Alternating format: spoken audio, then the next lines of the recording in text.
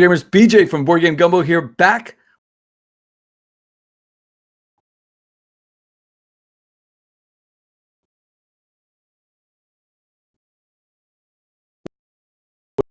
with episode number 85 of Gumbo Live, the #1 Facebook Live talk show dedicated to board gaming. Our special guests tonight, I've got Woody and Adam from Hutchu Games right down the road in Houston. They'll be talking about their new game, Plunderbund, plus they're going to give you all the best con travel tips. They've been everywhere this year. Can't wait to talk to them about that. Board Game Gumbo, views and opinion, board games in both Spanish and English. Punchboard Media, where we all bring something to the table. Hit us up on social media tonight, on Twitter, @BoardGameGumbo, on Facebook, facebook.com/BoardGameGumbo, and we'll be looking for your questions in the chat.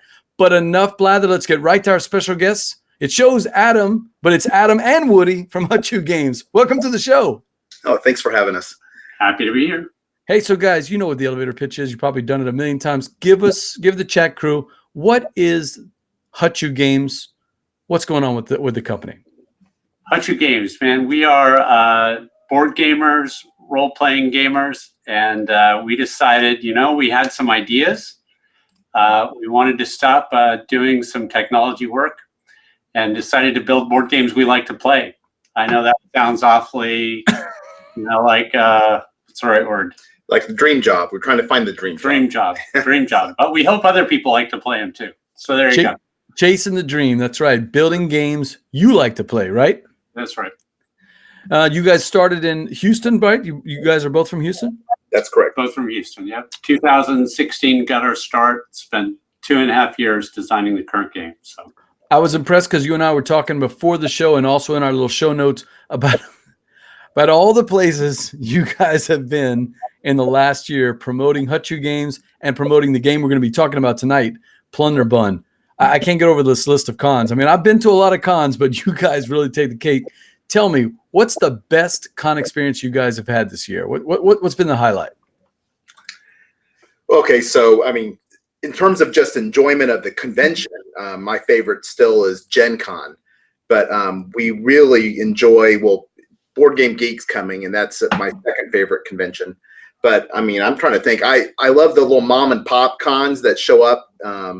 We've been to Board Game Bash, and I guess last year it was Game Theory Expo, and I'm sure I'm missing a bunch. Well, and even, PAX South was a lot of fun. PAX South was a lot of fun. Because we got in with the Unpub crew there. Sure. And it's just a great environment to kind of test out some game ideas and reach new customers. So I went to PAX South 2017. I was demoing for Indie Boards and Cards, and I thought it was a cool convention. Although the focus was really on video games, there was a little cadre of us board game publishers there in that center part, right next to at least at that year in 2017, right next to where the Unpub was going on. And it was almost like a fraternity sorority row where everybody kind of knew everybody. We had trouble getting people to come play the games, though. I'll be honest with you. Like at Gen Con, it's no trouble. I'm demoing a game for a company.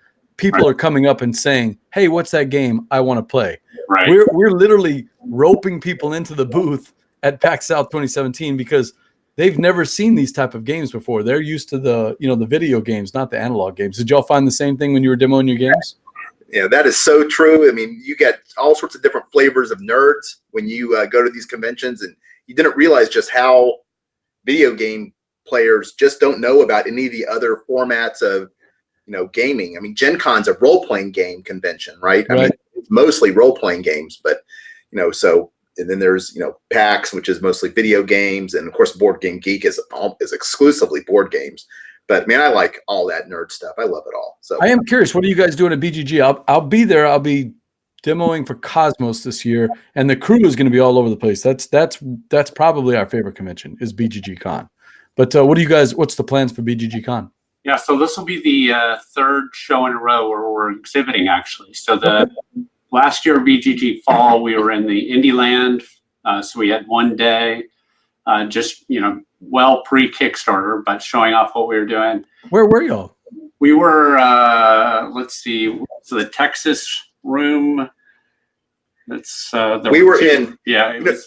There's two rooms, and one main and one of them's the secondary. We were like right in the front door of the secondary room. So we had. So I know Portal Games was there to the left when you walked in, right? Ignacy was over there in the left. Is that Portal Games? We would have been to the right. Yeah, we would have been to the right. Like you would have walked been to the in right. immediately. Like if you'd walked in that very first day, what would that have been? A Thursday? Yes. You walked right into our booth. Okay. So that was really good. Actually, we got quite a few people who ended up becoming customers. Oh, great. But anyway, and then we also did BGG Spring as an exhibitor for the whole show. That was really nice, actually. Like, and I told her, it's smaller, it's not going to be as good. But the fact is, there were fewer exhibitors, so it's perfect. I mean, we weren't competing for mind share with like every other, con, right? So the Crew to Gumbo actually goes to both. I've never been to BGG Spring, but we have a pretty big contingent. I mean, I don't know. Adam will be there. You'll see him later on in the chat. Bradley went. John, there's a whole bunch of these guys all went, and they came back just raving about BGG Spring because of the small. They said, look, the BGG library, which we love, it's the same library except 1/3 the people, 1/4 the people. So there's not as much competition for the games. There's not as much competition at the vendor booths. You can spend as much time as you want really exploring some of these games. That's pretty cool. No, I really enjoyed it. And then at fall, we'll be exhibiting once again. So we're excited to be at the new venue. I like that it's going to be at a new location. One big exhibit hall instead of a couple of separated ones. And, this is really our target audience, right? So we think about ourselves as doing, serious games for serious gamers. That's a kind of statement that belongs in the elevator pitch, but really it almost sounds a cool tagline, though. I like that. It's a little heavy early because we don't want to scare people away. But the reality is, it is, games tend to be kind of Euro themed. The ideas we come up with, involve a few different mechanics. We want you to have to think, get into tactics and strategy, but also have a little bit of fun along the way. I've got my guests Woody and Adam from Hutchu Games. Hey, guys, tell me, what was the first game that got you into the hobby side of board gaming? Oh my gosh, Woody, you want to start, or do you want me to? The hobby side of board gaming. I mean, for me, it was probably Settlers. Yeah, okay. I think that was the first thing we had a group really get into, start play. Yeah, I think that's my answer. Yeah, probably for me, it started off with Risk back in the late 80s. Sure. I played Risk to the point where at the end, it got to the point we were so good at it, it was just a coin flip game. But in order to launch into what I consider the modern movement, I tasted Settlers, but I got mad about the robber and the kingmaker aspect of Settlers. Sure. Anyway, I don't know if you remember Cheap-Ass Games. They're still around. Yeah, Greater Than Games bought them out now. So they used to sell their stuff in like little envelopes, and they were like $5. Right. I bought every single one of them. Kill Dr. Lucky, biting off heads. I can't remember all the other thousands of them. And that's really where I was like, oh my gosh, you can make a game, right? It's not. I mean, these people were showing that you just needed little pieces, and you just needed some rules, and you could put together games. And that's really where I think, that really started clicking in my head that, wow, this is going to really open up. So Kill Dr. Lucky was kind of the genesis of Hutchu Games, basically. Well, at least for me, right? Yeah. That's where I saw it being a possibility. So. Hey, we got the name father checking in. Steve O'Rourke says, hello, welcome to the show. Thanks, Steve, as always. And Renelli Merca says, hello. Ooh, so nice to see her checking in. So, yeah, different strokes for different folks. It's all kind of games. Most of us grew up playing all kinds of different games. For me, discovering Richard Garfield through Magic, because I've played games, all my life. But discovering Richard Garfield's games through Magic in the '90s, that's kind of what got me into the hobby. It got me onto the internet, and once you get into the internet, you start finding all these games. So I've got a little anecdote for you. I totally disregarded Magic as we were having that discussion. But I was actually working up in Olympia, Washington, way back when, let's say, I don't know, early, mid-90s. And the Wizards of the Coast headquarters was just right up there in Renton. Yeah, in Renton, Washington, right. Yeah. And so we went up there, my wife and I went up there, and we went into they had a little board game shop in their corporate headquarters. not a board game shop, place where you could buy cards for the game. And working behind the booth or in the store is Richard Garfield. Wait, in the store? In the store. He's literally working in the store. So we walk in and we're like, hey, you know, I'm trying to get my wife some cards. And he goes, oh, well, if it's for her, then let me show you how we're going to find the best cards. So he takes out a new box and he's sorting through it. Okay, you need to go this number in. This is the right one. You know? This is going to be the one that has the best rare in it or whatever. Yeah. Now, he may have been totally snowing us, right? But it was still perfect because anyway. So there you go. Yeah. So you got to meet Richard Garfield. Yeah, I liked Magic so much back in the 90s that I started researching when we got the internet around 98 or 99 and started finding all these other games that he was designing. So yeah. Every once in a while, the swamp gas will hit us, and you're going to see me freeze up. Don't worry about it. Just keep going. It's just the Atchafalaya Swamp down here in Lafayette. Hey, we got Jesse Fernandez here. We haven't seen Jesse on a regular basis. Jesse, good to check in again. Says, hey, show guests and chat room members. Cool, Jesse. Thank you for checking in. All right, so that's some of the conventions you've been. I see, though, that you got a big convention that I've never been to. I've been to Gen Con a million times, but I've never been to Essen Spiel. Is this your first trip to Dusseldorf? So I've got an anecdote to start this off, and that is the real thing that really kicked off Woody's and Mine board game company was the fact that I was at Bgg Con in 2014, and I won the grand prize by Queen Games. Bought my ticket to go and gave me a badge for Essen. So I got a full paid ticket to Essen. Wait, was this like you won a contest or you won an actual competition? You know, when you go to Bgg Con at the end of Bgg Con, they have that big raffle. Sure. Well, for years and years, the very last grand prize of that whole of that raffle was a trip to Essen, and I won it. Wow.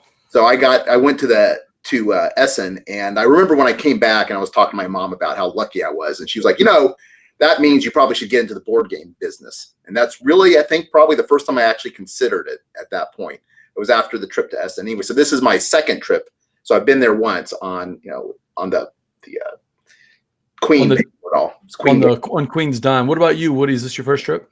I'm wishing that we could charge Queen Games for all of the money-spinning ideas I've come up with to make us have a good booth. I'll talk to Ian Kissel about that. Next time I see him, I'll say, listen, you owe Woody and Adam a ton of money because you got him started down this path. No, just me. Oh, just you. That's right, just you. Yeah. So first trip for you to Essen then, right? That's right. Yeah. So, Adam, give us some tips, man. What does a person there's a person who's going to be watching the show, Verla, who's going to be making her first trip to Spiel. What's the best tip you can give to Verla?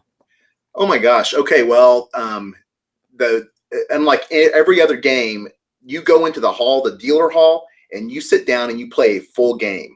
So you're expecting, the idea is to find the games that you want to play and march over to those booths and sit down, and you're going to play a full game. So you can get about 3 games in a day. You know, I like the complicated games. If you like the little dinky quick games that I really don't play those, so I can't tell you a whole lot how to do it. But the idea is, find what you want to do and go and sit down and commit a good portion of your day to it. I was demoing Reavers for Gray Fox, and all we were doing was a turn or two. That's it. We weren't doing the whole game. At Spiel, you do the entire game, even the big. I mean, if you want to test out Heaven and Nail's new expansion, which is on my list right now, you would play the entire game. That's correct. Unless they change something, that's what I experienced. Is that I never played a partial game. I played full games every step. I've heard this about Spiel. That's the difference between them, is that people there expect to play the whole game, and at Gen Con and other conventions. Now, I would say at BGG and Dice Tower Con, when I've demoed at those conventions, or even at PAX South, it depended on the game, but we might play the entire game. Right. I've done that too at BGG Con as well. So yeah, but it's an exception there. In Essen, it's the rule. So you sit down and you play the whole game. All right. So make your list and look for the games you really, really want to play. Do you guys? One other rule. Oh my gosh. When you get there, get on the train and figure out how the train works without actually having to go to Essen. You don't want to figure out the public transportation system the hour. Oh, go before. Yeah, just try to figure out the public transportation before going to the convention, because it's the German system is goofy, and they'll fine you. Now, yeah. So you got to punch that ticket. Oh, yeah, you've heard it. You know exactly that. Yeah. When I was in Italy, we got to validate that ticket, man. Make sure you validate it, or they will fine you. So, are you guys going as exhibitors? Or are you guys going to experience the con? What's the plans there, Woody? Yeah, we are exhibiting. So we will have a 20 square meter booth, 4 tables for gaming. Thanks again to Queen Games, I'm sure influence. But no, so we'll be set up to have 20 people playing Plunderbund all at once. I got to stop you guys. Now, one of the things I love doing about Spiel is I follow Twitter all during the Spiel week. And the last 3 years, these people have gotten crazy with their booths. Ignacie's booth at Portal looks like an actual game store. I mean, are you guys going all out this first time? Or is it going to be more kind of, banners, tables, and lots of friendly smiles? Yeah, so it's not all out. It's okay. Not. For a first-time publisher, you just start adding up like logistics. Logistics. What does it cost to have 20 square meters at Spiel, right? And then you want tables and chairs. Well, how much is that? Well, I can tell you right now, I've already thrown in 4,000 euros. I haven't done anything. I've thrown in 4,000 euros. That's tables, chairs, and a booth. Wow! Right? Wow! You get electricity? I don't think so. No. So do you get the pretty fancy signs on the side of the booth wall? Well, gosh, that's another like 1,000 euros basically. So yeah. So I was watching a lot of walkthroughs recently, trying to. We go this direction, go that. And fortunately, at Spiel, from the videos I've seen, and Adam corroborated this, there's everybody from, pretty much tables and chairs only to, the very fanciest and everything in between. So I think we're going to be above average, and I'm pretty happy. It's a great game. Yeah. Yep, you got the game. Yep. So good luck there on Spiel. And I want to hear the big board. BJ from Morgan Gumbo. I've got my guests Adam and Woody from Hutchu Games. We're going to be talking some spicy hot games that you guys have played lately. And one of those games, let me get a picture of it real quick. One of those games, a game I really like. So I'm curious to hear your thoughts on Ragusa. Yeah, so I think I've played Ragusa 4 times in the last month, which is not more than I played Plunderbund, but it's getting up there. So here's some things I really like about it. One is I like to think, the worker placement side of it, placing the houses is really cool and very novel. And I enjoy the mix of the kind of the way the graphic design supports the game theme, pulls it all together for me. So I like the interaction of the game components and the map to present kind of a visually complete story for me. That's really good. The other thing is there's a lot of nuance in the rules. I think there are some rules, like every time I played, the first 3 times, we left out something important, like really important. And I know exactly what you're talking about. Changing important.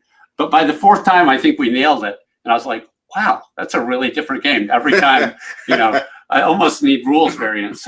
I know we didn't play it all correctly. I mean, we got the gist of the game, but the first 2 times we did not play it all correctly. But the 3rd time, I think we got it. And kudos to Fabio, the designer. He's very active on the Bgg forums. He's very active on social media. So he's helped out a lot. And that's one thing that, kudos to any designer that does that. Sticking with the game and keeping it, because the rule book left a little to be desired, I think, right?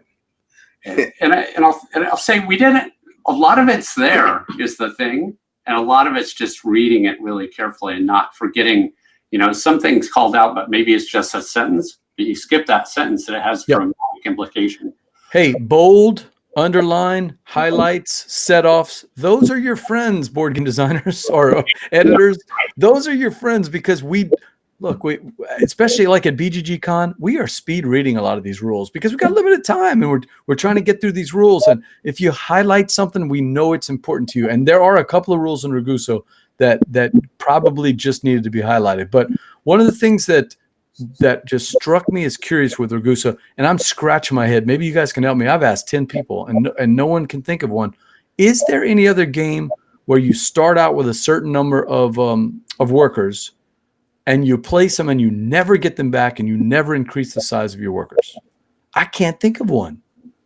There's got to be another game. This can't be the only game that's ever done that. But you never get them back. I never thought about that, but you're right. You get, for instance, in a 3-player game, I think you get 10, or a 4-player game, you 10, whatever the number is. It's either 9, 10, or 12, whatever you start out with.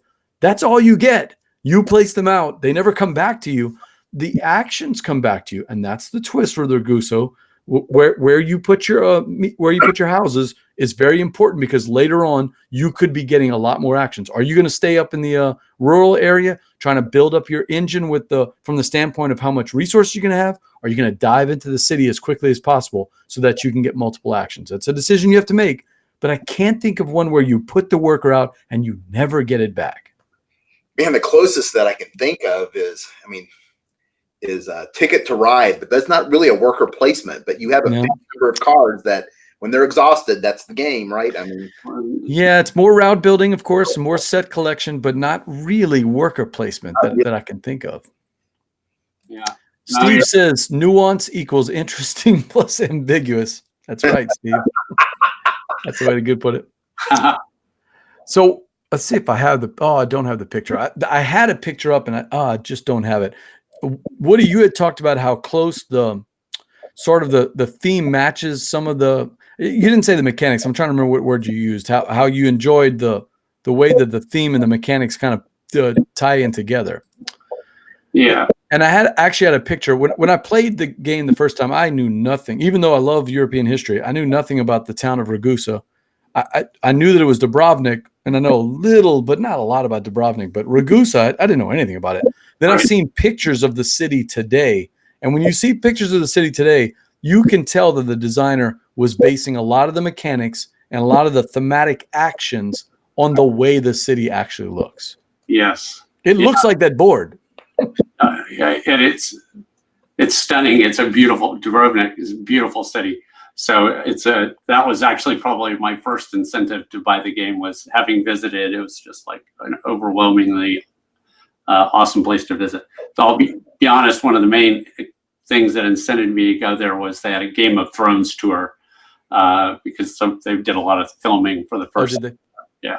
But there's been a couple of complaints on the internet, and I wanted you guys to address it. The first move is obviously scripted because you have. It's in the rule book. You have to play in the rural area next to the wood. There's been some complaints that the first 2, 3, or 4 moves are scripted, and the end game is scripted. So the first quarter and the last move are kind of dictated for you. Agree or disagree? Yeah. So I think I disagree. So I've seen people take different strategies. Obviously, the first move, right, is dictated. Yes. Okay. You got to get some wood. But there's some strategy, and I've seen people take different tactics there. That doesn't mean they're all perfect or valid, and then I think once you get to the city, depending on how people play it, there's people either kind of follow along in clumps, like Pied Piper, everybody goes, somebody's playing the whatever, we all need to get on board. Well, right. And then that dramatically affects what's available in game. So yeah, I don't see the end game similarities or kind of scripted issues that others have observed. So the beginning scripting is something, if you play Plunderbund, our game, we do something similar, but it's kind of like it's a baby steps into the game, Sure. And to be honest with you, the baby steps into the game, even if you've already played the game before, is still nice. You just generally do it faster, but you kind of ease in.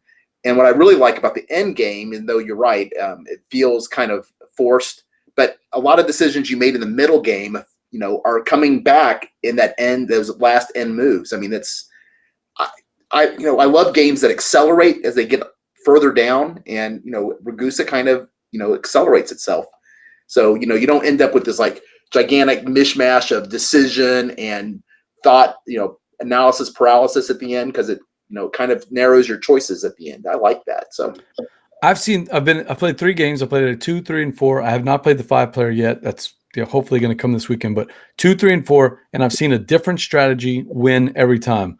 One person went heavy into fish and cards, and another person went right into the city, tried to lay out everywhere, just singles everywhere, and then just watched as he kept getting actions, all the time. And the third player took kind of an interesting approach where they did a little bit of resources, but went heavy on 2 basically areas of the city, and just kept giving themselves the actions over and over again, strengthening them. And so that always excites me when a game has 3 different styles and yet 3 different people won it. So that tells me that it's not quite as scripted as you think. I mean, there's other ways. What I like about Ragusa is it's absolutely a Euro, but it seems to have still some meat left for me to explore. So I'm excited about that.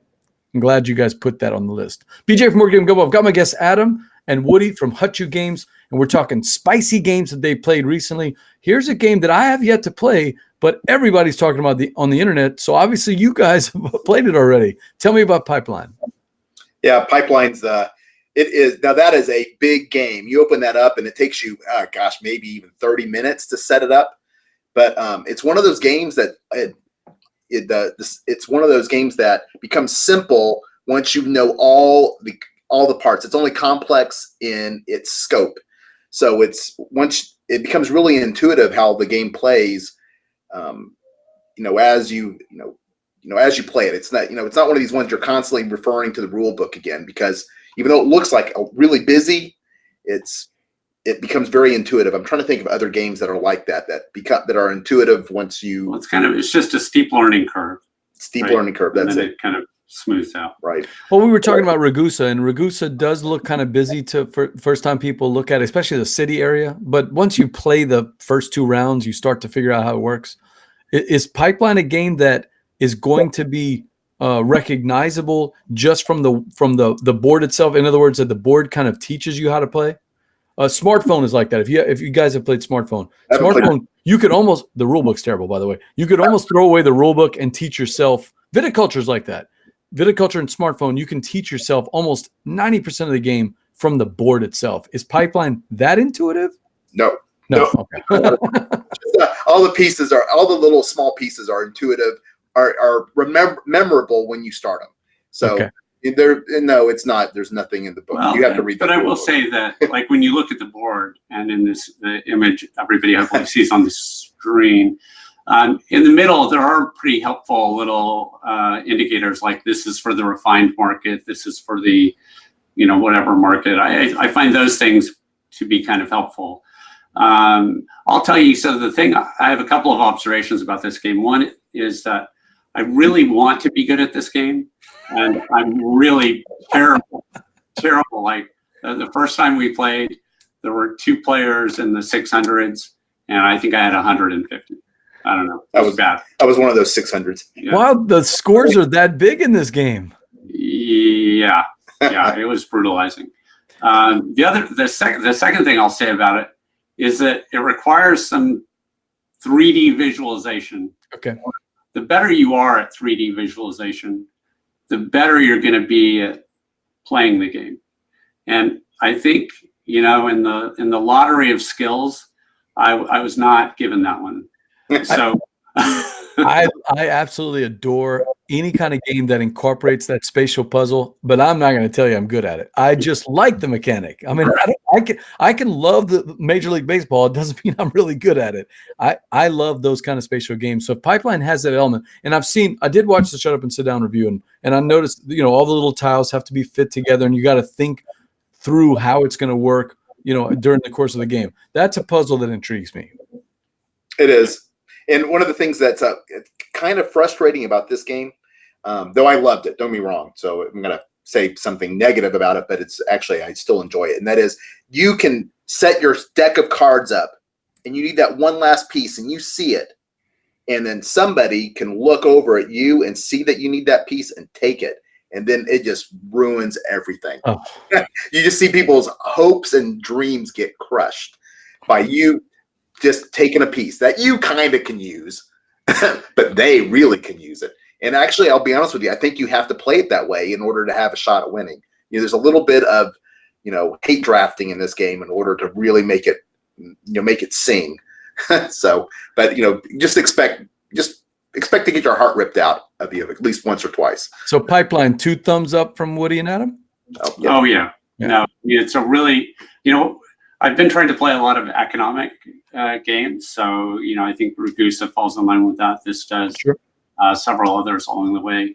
And this is what I find interesting about this is it's the deepest of the economic games that we've played so far in terms of how far down they build the model. And they don't obscure it, so it's all very much kind of in your face. I think they do a good job of, tying the mechanic to feeling like you're refining oil. So you kind of are in that mindset, which again, I like. I can't stand things that are just puzzles. It drives me nuts. So anyway, those are things I like. When people hear economic game, they hear a tinge of cruelty sometimes. Is this a cruel game? Is this a really hard game? No, and when I'm hard, I mean, is it punishing if you're not watching your money correctly? Yes, absolutely. Because if you make some of the first things you have to do in this game is you have to take loans out in order to buy stuff. And if you get more than a couple loans in, I mean, you're sunk. So, that's one of the ways you get resource constrained with money. And now you can't buy the pipelines. You can't upgrade the machinery. You can't, get more storage tanks for your fuel. So you end up being outrageously resource limited because you can't borrow any more money. So I had to do all that stuff. And that's, part of the reason I lost terribly. The one thing I want to mention about Pipeline is that once the game is finished, I love games that when they're finished, and Ragusa's like this too, when it's done and you look over the board, you feel like you are living what it's trying, the setting. Ragusa feels like you were part.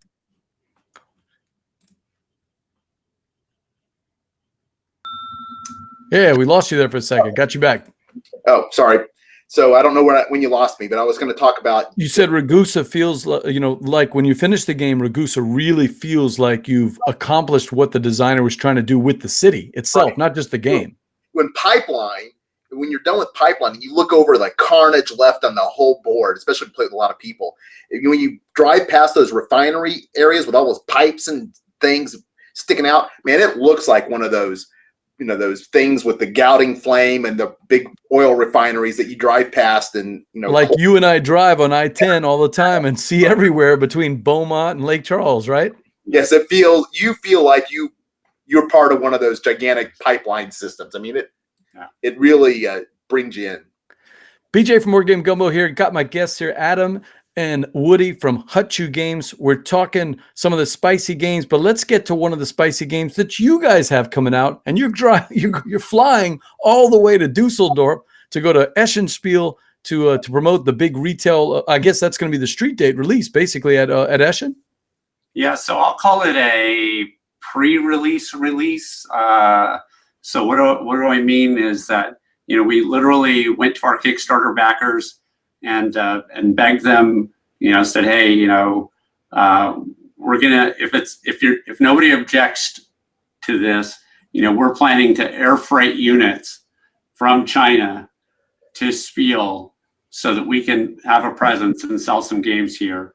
And it's before the boats are going to be over to unload the games and before they make it to distribution. So we didn't love doing that. We back a lot of games on Kickstarter ourselves.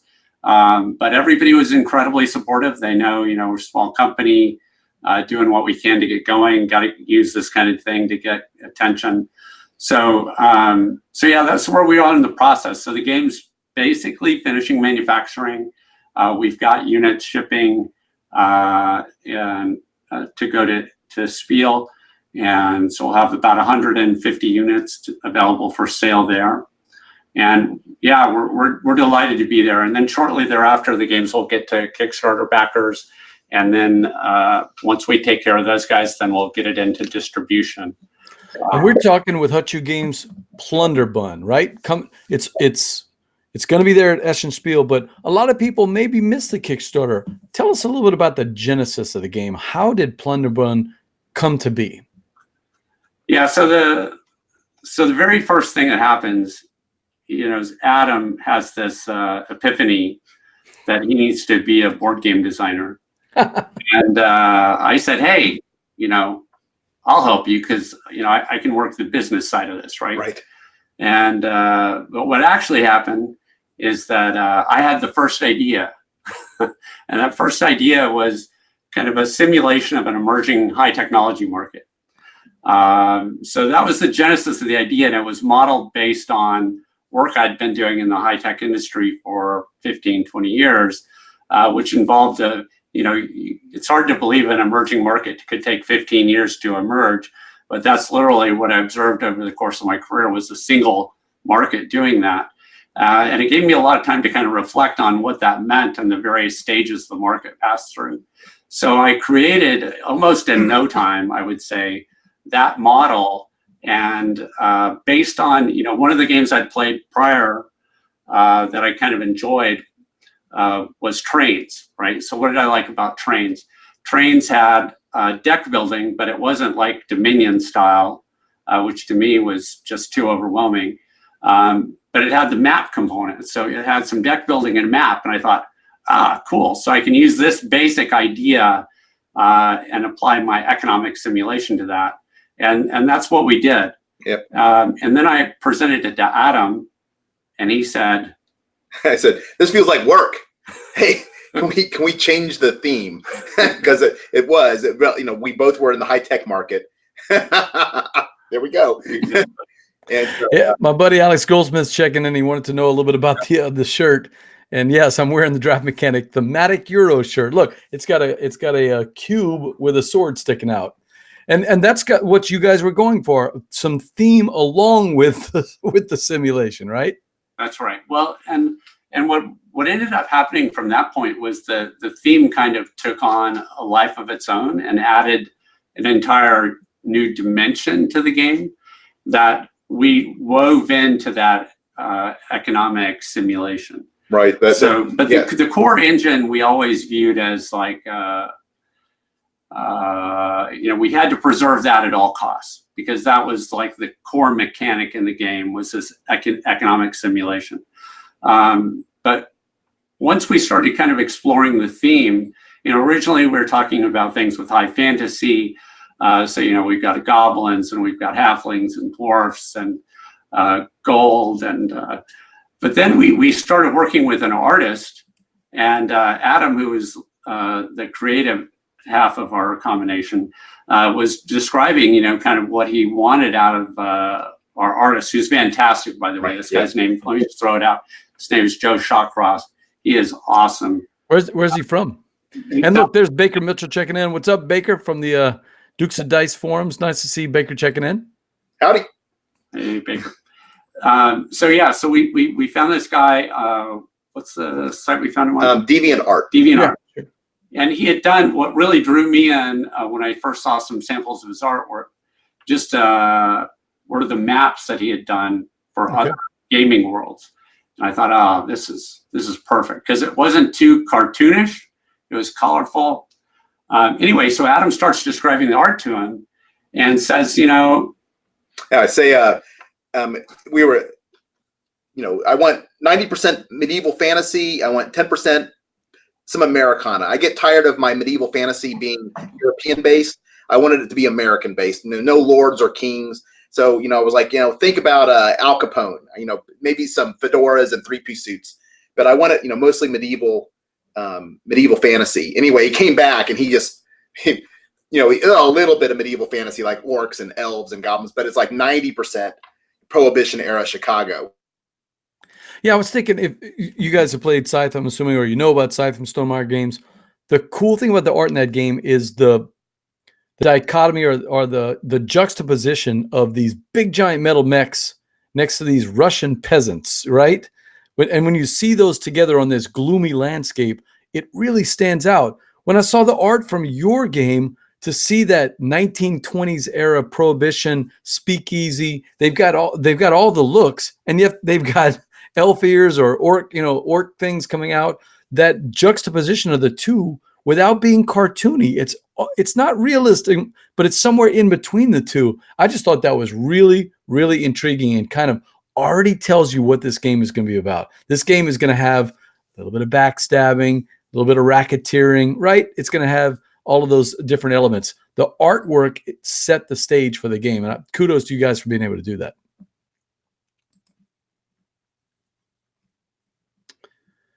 Hey, BJ from More Game Gumbo, did we lose them there? Adam, Woody. Yep, I think we lost them. Let's see if they can log back in. BJ from More Game Gumbo here. Oh, look, there they are. I'm bringing them back in just a second. Hey, that wasn't me this time. It looks like you guys got disconnected. What happened? I don't know. It must be the rain. We got a little tropical storm overhead. What do you do? Well, welcome back. So what I was saying is kudos to you guys. What attracted me about Scythe was that juxtaposition of the mechs with the Russian peasants. It really was, disjointed the way it is, but it flowed together with that gloomy landscape. And then I see Plunderbund, and it's got this 1920s speakeasy prohibition look mixed in with fantasy, and it really sets the tone for what I think the game is going to bring out. It's going to have gangsters. It's going to have a little bit of backstabbery. It's going to have all of those different elements. So kudos to you guys for letting the artwork kind of set the tone of the game. Yes. Yeah, and so the next thing that happens is that it literally evolved the story of the game. So it originally is about selling goods into an emerging market, and those goods are, in this case, black market goods. All right, well, that's good, that's interesting, but then it did add, as you mentioned, the flavor with the racketeers, because we thought, oh, hey, we've got gangsters. What are they going to do? Well, they're going to be extorting from those same merchants that you're trying to sell to. Well, now we've added a whole new dimension to the game, and just gives you more ways to win and more depth. It gives you more flavor, a better story to tell. So yeah, the art really pushed the story and the theme. Yeah, the art pushed what we call punch you in the face mechanics, right? So we have a little bit of that. Yeah. Yeah. So I'm thinking when I saw the Kickstarter, the whole Kickstarter page, it was the video that caught my eye. I don't know who you got to do the video, but the voiceover, the female that did the voiceover, really sets the tone. I mean, it reminds me of it's almost like a 1920s version of The Sopranos or the Godfather movies with fantasy overlaid over it. So kudos to whoever it was, because she did a good job. We listened to 100 people. I'm not kidding. Ooh. Do that whole thing in order to find. I was looking for Katharine Hepburn, old school, early Katharine Hepburn before she got that quavery voice in her. And she has that real distinct accent, man. And there are not many people that can do that accent. This person pulled it off. Got it really well. Yeah, she did. And actually, the company we worked with is a local business called Motion Giraffics. Okay. And Motion Giraffics. Yeah. Yeah, because they've got all of the art kind of moves in and out as you're looking at it. It's a very good Kickstarter video, guys. Kudos. Thank you. Yeah, we liked it a lot. Yeah. So tell us, BJ from More Game Gumbo, got Woody and Adam from Hutchu Games here talking about Plunderbund. Who do you think? You've been demoing this game, you've been play testing with people, you've been showing it off to people at cons. Who does it seem to appeal to? Who's the person that instantly gets this game? What kind of gamer? The heavy Euro gamer. It's a heavy Euro game, heavy cardboard. It's sit down and think. There's Steve with the name Samwise Spade. Well, and let me add to that. It's interesting because we've done a ton of cons, as you mentioned, and there are a couple things that happen. The first thing that happens is about 50% of the people that stop because of the miniatures that we're using to play the game. And it's just fascinating to see that. They go, I don't know much about the game, but I want to buy it because I love the miniatures, right? So that's, interesting thing, number one. Number two is the people who really immediately get it are the people who have done any sort of deck building. Right. If they've done any kind of deck building, they immediately understand how to play the game. Their first games are fun for me to watch. Right. And I've watched hundreds of these games. Sure. So they're fun for me to watch, and they end up being extremely competitive. There's some, where it takes people a couple of seasons to really kind of get. Seasons are, 3 months of gameplay in the game. It takes them halfway through before they really start to kind of connect the dots. And I would probably be, by the way, one of those players who'd take me just a little bit longer because I don't thrive on a lot of big deck builders. But if you've played deck builders, you're gonna dive right into this game. Oh, piece of cake. Yeah, that's right. Yeah, instantly get it. And that's what we've seen at these cons. So we are talking about that medium weight, heavyweight gamer. Is it a game though that a gateway gamer can get into, or is this one that they should wait until they have a little bit more experience on their belt? So we designed the first quarter of the game as basically a kiddie pool before you dive into the deep end.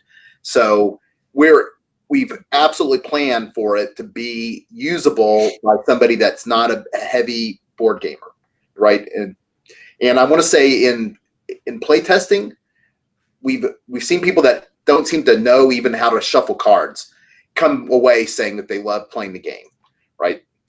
But it's one of those games that somebody that's experienced and a little more savvy and knows what they're doing will beat it. There's a strategy to it. I mean, it's not a luck game. So, the person that doesn't know what they're doing gets beat by the person that does. So give us the meat. Is it what's the play count? How long are we talking for the game? And what are you looking at for what's that retail price going to be? Yeah, so the game is 2 to 5 players, and the box duration is 30 minutes per player. Okay. And certainly on your second play, that's accurate. First play, add on at the front end, 30 minutes, set up and get through the rules. So I think it plays really fast as a 2-player game, as an example. We play 2-player games on that probably the most. That's probably the most we've done. Of course, we're play testing it, right? Makes up. No, but that's important because you got a lot of people that watch. People like Jason Dinger, they play 90% of their games 2 players. So because it's him and his wife playing at home. This is the kind of game that they're going to enjoy. It plays well 2 players. Yeah. Not every game out there plays well 2 players. They may say they do, but they don't. No, it's been some of the more thrilling finishes, and occasionally some. There have actually been games Adam and I played against each other recently, where I'll just wallop him in a 2-player. But that's not terribly common. As you get to higher player counts, the point spreads tend to be less dramatic. In 2-player, you can see somebody really crawl away, or not crawl away, but. What's a good score in Plunderbund? Not a great score, but what's a good score in Plunderbund? What are players shooting for in that first game? About 70 points. The winner will be about 70 points. Maybe we've seen as low as 55. So if you're looking at that track, it goes all the way to 100. Sure. So if you hit that last bend, then you've scored a lot. Yeah. So. Yeah, we have a guy that does that. Bradley will probably score 100 plus that first try. So it's just he's just good at games. We have every group has that guy, and he's our guy. He maxes out those games.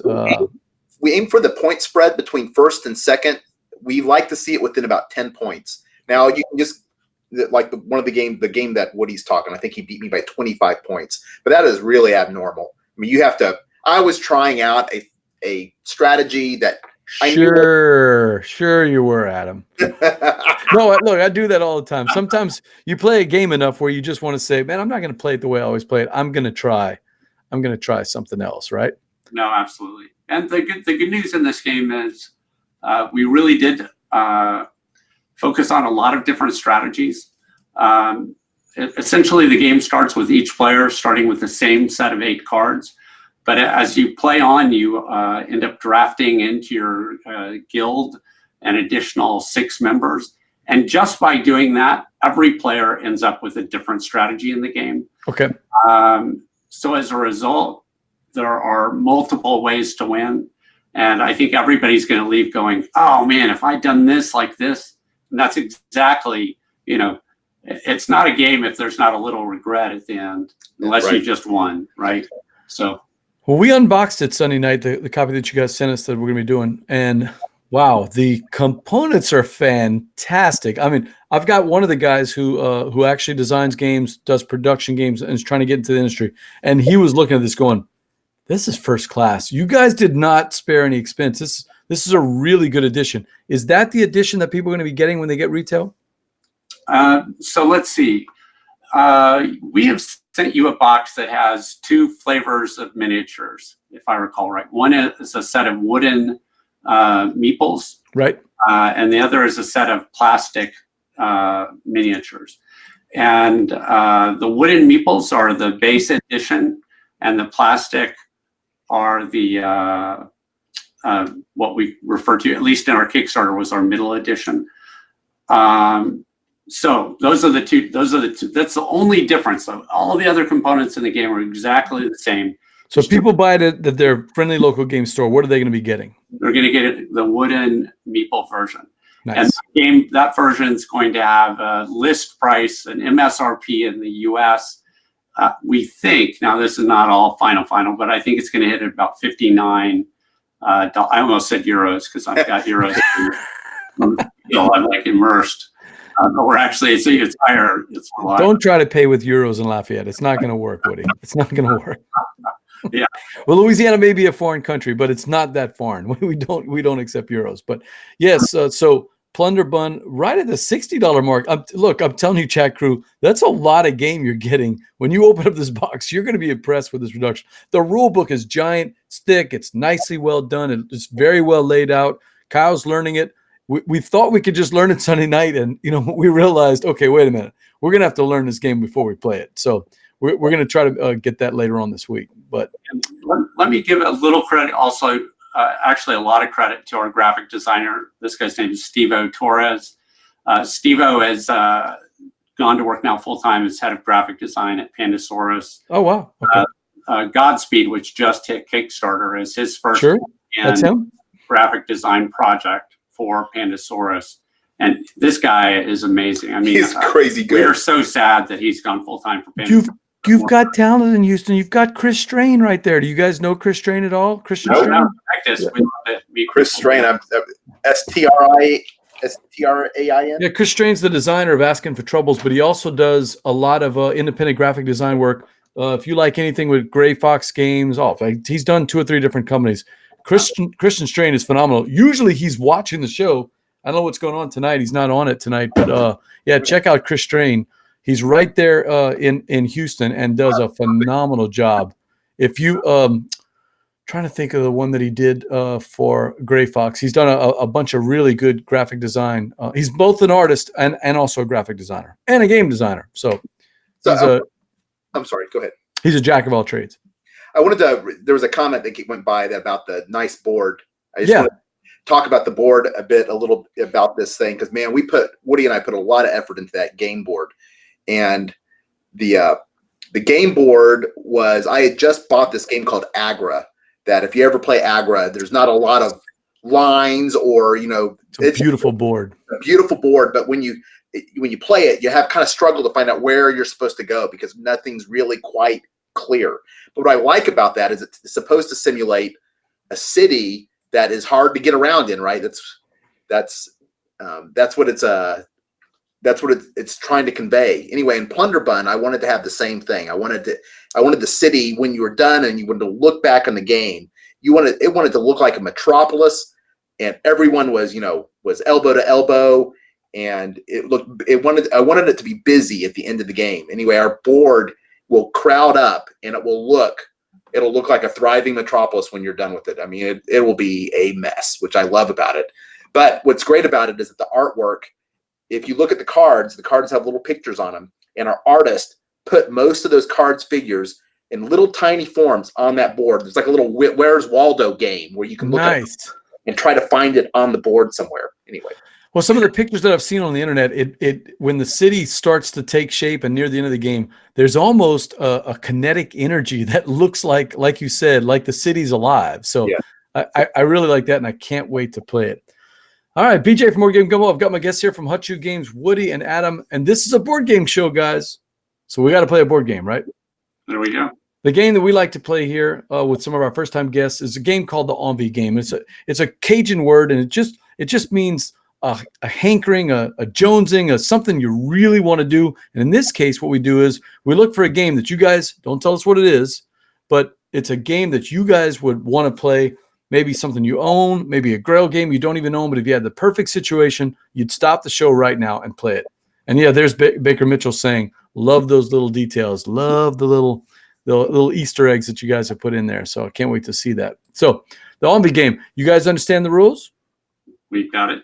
You guys have a game in mind? We do, yeah. All right, Steve, let's take it away. Steve and I Steve's going to be tracking and see who wins because the chat crew's a little bit behind us, because of the delay, but they'll be firing away. Chat crew, fire away whatever questions you got. The first question, it's that question that gets it started. Is it a competitive or is it a cooperative game? And I'm going to guess it's probably competitive. You'd be wrong. What? Why, with all the talk we talked about heavy Euros and all this and player interaction, and then you guys throw a curveball and it's a cooperative. We got a story about it, but we'll tell that later. Okay. Oh, you could tell us now if you really want to. So when No. well, I'm not giving anything away. I'm not I'm going to give a clue. Actually, Okay. you won't even know it. Okay, I'll be quiet. Oh, okay. I thought I was reeling them in. Okay, no. Is it an American designer or a European designer? I'm guessing it's going to be one of those two, not somewhere else. Do you guys know? We're looking it up. Doesn't say where they're from. Steve says, "Is it what?" Yeah, that is a thanks a lot, Steve. So Steve says, "Is it Watergate?"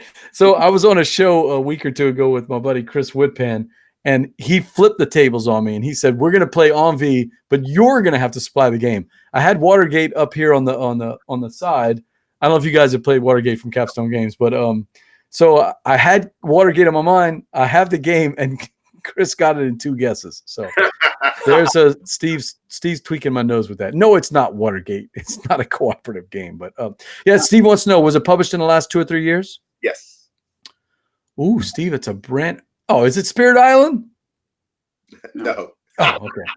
I thought we had it right away. All right, so it's hey, chat crew, just to recap, it's a cooperative game. They're not sure what the country of origin is for the designer. It's a relatively new game in the last 2 or 3 years. Would you say it's Ameritrash, or is it more of a Euro, or is it that hybrid type of thing? It's Ameritrash. It's not the standard definition of it, but it's closer to that than Euro. Yeah, so we're not talking about the pandemic stuff. Uh-oh. Hold on, that's him. Oops. Hey, can you hear me? Yes, got you back. Yeah, okay, good. All right, came out in the last 2 or 3 years. Does it have miniatures? Yes. Ooh. Yes, and it's not miniatures just for the sake of miniatures, which we've seen is like a big thing these days. They're there for a reason. So No more clues. So Steve wants to know if it's board or card based. I'm going to bet it's more board game based. Like Dominion. Let's face it, Dominion is really a card game. We call it a board game. It's really a card game, right? Or is it a mixture? It's a board game like Trains. It's got cards make a big deal out of it, but if you didn't have the board, there wouldn't be a game. Baker wants to know: have they made a legacy version of it? Yes. Oh, Yes. they have. I guess it's not really, kind of, mostly. Campaignish. There we go. Campaignish. Okay, so not legacy, more campaignish. Yes. Thunderstone Quest has a board and cards, but Not Thunderstone Quest. Oh, no. Jesse says he hates the term. Jesse, you can't hate the term Ameritrash. You got to embrace it. Those days are gone, man. I didn't like it at first either, and I started using Amerithrash or one of these other games, and then I said, you know what? I'm going to embrace Ameritrash, man. We're going to chuck our dice. We're going to be Ameritrash players. Nothing wrong with that. Nothing wrong with that, yeah. Nothing wrong with that. Baker wants to know if it's Death May Die. Is that's not out yet, is it? Has that been delivered? I don't think so. Yeah, I don't. Baker, unless you got a copy before everybody else. I know that some pieces have been delivered, but I don't think the game has been delivered. I may be wrong on that. I may be wrong. That's the Rob Davio, Eric Lang, Cthulhu game from CMON. So, all right, to recap out there, chat crew, we got cooperative game, leaning more Ameritrash, out in the last 3 years. It uses the minis. It needs the minis that it's got in there. It's not a legacy game, but it's a campaign style game. Are we talking about, let's try to drill down that theme. Are we talking about a fantasy theme? Yes. Yes. Very much so. Not Thunderstone Quest, but it's a fantasy. Well, you know what? Thunderstone Quest really doesn't need the minis. Like you said, those are just, yeah, that was a bad guess. Let's see. Needs the minis. Last 3 years. So would that be, does it have is there an electronic part to it? Yes. Could it be? Well, wait. Is it Lord of the Rings? The Quest game, the new Quest game? It is. Yes. Take that, chat crew. I didn't think you were going to get that. Well, I don't know why. When you said that you needed the minis, but it's board and it's fantasy, for some reason, I was thinking the whole Mansions of Madness, Imperial Assault, because it's the last couple of years, and it's really a big thing. I finally got to try, by the way, Mansions of Madness, and I see what all the hullabaloo is about. It's really cool having that app and playing the game. It takes away all the junky, fiddly stuff you need, and you can drill right down into what your character is doing. I felt it so thematic, but I'll tell you, I would rather play Lord of the Rings because that looks like more fun. It's more up my alley. Cthulhu doesn't really do it for me. I like games based on Cthulhu because of the game part. The Cthulhu mythos doesn't really do anything for me. So, I don't know about you guys. Are you guys Cthulhu nuts? No. I love everything H.P. Lovecraft has created. I love it all. Yeah, it just, I never read it. It just doesn't do anything. Yeah, Baker was thinking Mansions too. So good kudos Baker for being in there. But yeah, so tell me, why do you guys like Lord of the Rings? I'm curious. I'm talking about the Lord of the Rings. What's the name of it? I'm drawing a blank. Journeys in Middle Earth. Journeys in Middle Earth. Yeah. So we like it because we love theme. We love theme, and right when we started with our board game, Gloomhaven came out, and all these like really heavy games that basically were D&D without a dungeon master showed up. Right. And we play D&D every week, so we don't really need a game that is pretend D&D because we play it the regular way. But at the same time, that's one of the best ways to explore theme. And we've got a really heavily thematic game. We're like, man, let's make a really good campaign or legacy or, some kind of way in order to fully exfoliate that theme. So we basically been trying to play one of these type of games, just for research to possibly do it ourselves, make one ourselves, but none of them have stuck. But because that Lord of the Rings has that app, it removes some of that complexity from it. And we both, of course, Lord of the Ring geeks, so that helps a lot. How's the replayability? Oh, it's been really good, actually. Yeah. So we played at different player counts. So we've been playing a lot of 2-player, and it's fantastic at 2-player, really well balanced. I played with probably 2 or 3 different groups, 5-player starting scenario. We lose a lot. We lose a lot. We lose a lot. But strangely, like, you're really sad, but then you get a little more excited and you think, we can do it. We're going to figure it out, right? But even when I go through and I play that same starting scenario again, I still have yet to win that starting scenario. I played 3 or 4 times. I played it 3 times. You played it more, and we've never won it. Everybody talks about how hard the starting scenario is. Good. Well, maybe 1 through 5. Yeah. No, the very first one, people talk about how hard that starting scenario is. We didn't win a scenario until I think the 4th one. I'll be honest with you. That's true. Sagan's out there. He and his wife lurk. They don't always post on the chat group, but I know they're watching. And Sagan's got a copy, and I've been promising him for weeks that I'm going to play it with him. You guys have solidified it. I need to play. I love the theme already. I love the books. Yeah. So and I love the app version that came with Mansions of Madness. So I'm figuring I'm really going to dig into this. Yeah, I'm glad you guys mentioned it. Yeah, the apps, by the way. I mean, I think the Mansions of Madness does the same thing. It doesn't take away from the game. It doesn't remove you from fiddling with things.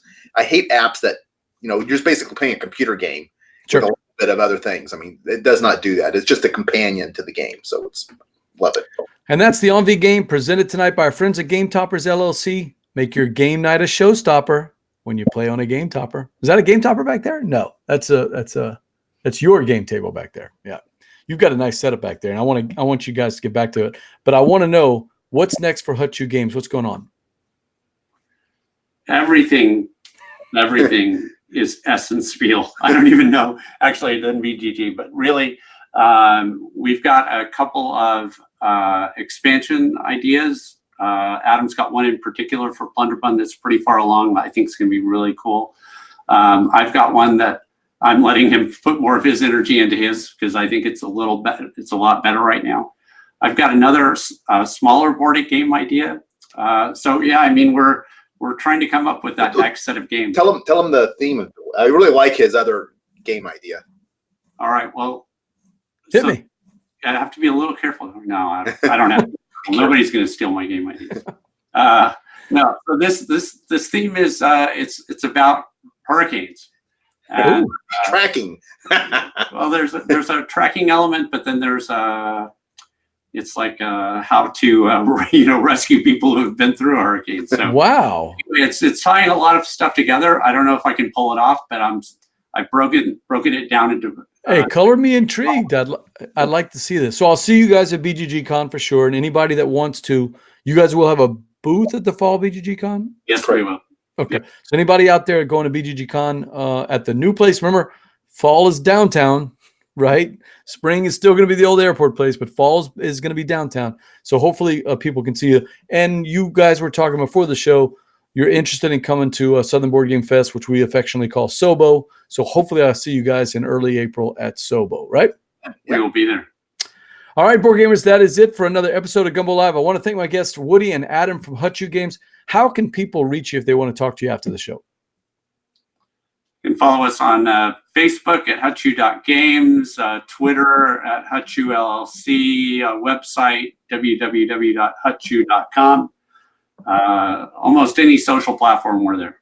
Make sure to like our Facebook page, facebook.com/boardgamegumbo. It helps us get the word out of all of our upcoming guests, including Stephen Davies, who's coming in next week on Tuesday night. We'll have him. He's a designer of Camp Pinetop from Talon Strikes Games, one of those up-and-coming publishers that I've liked everything they've come out with. They just have all these crazy themes, and Camp Pinetop is one that we've had a lot of fun playing. I want to thank Game Toppers again. Enhance your gaming experience with those Game Toppers LLC. I'm BJ from Board Game Gumbo. And until next time, Adam and Woody, laissez le bon temps rouler. Thanks for having us.